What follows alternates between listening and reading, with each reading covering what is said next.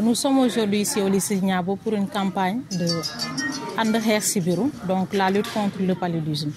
Voilà, nous sommes ici avec les athlètes et coachs pour la distribution de moustiquaires. Donc nous aurons à distribuer 150 moustiquaires aux athlètes. L'objectif n'est pas atteint comme on le voulait parce qu'il y a la pluie qui a bloqué tout le monde chez eux. À cause de la pluie, nous connaissons tous l'état de la route. Donc, il y a certains qui ont appelé pour dire vraiment qu'ils ne peuvent pas venir. Voilà, nous comprenons. Nous avons la chance de quitter tôt, raison pour laquelle nous sommes ici.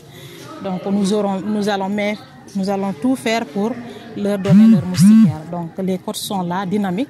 Chacun en rentrant chez lui va amener les moustiquaires. Le nombre de moustiquaires égale le nombre de personnes qui sont dans son quartier. C'est une campagne au niveau national.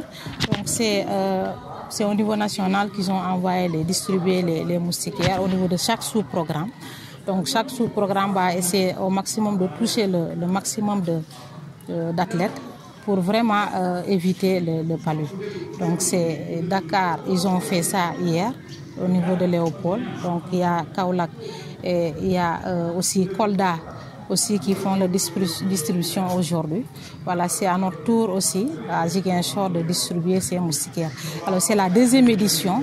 L'année dernière, nous avons fait porte à porte, mais cette année, avec la pluie, donc c'est la raison pour laquelle on a décidé de convoquer les parents ici au niveau du lycée pour qu'ils puissent vraiment bénéficier de ces moustiquaires.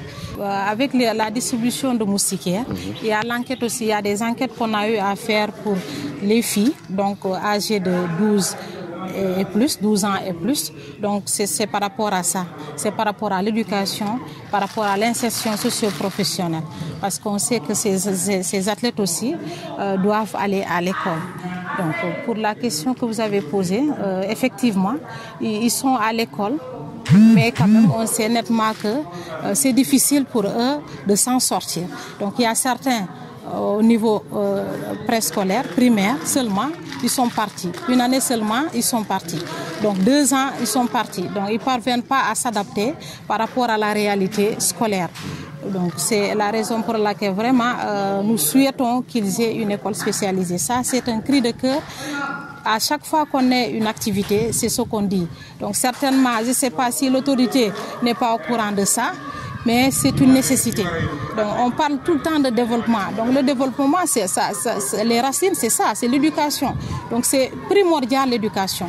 Un enfant qui ne reçoit pas d'éducation, je ne pense pas qu'il puisse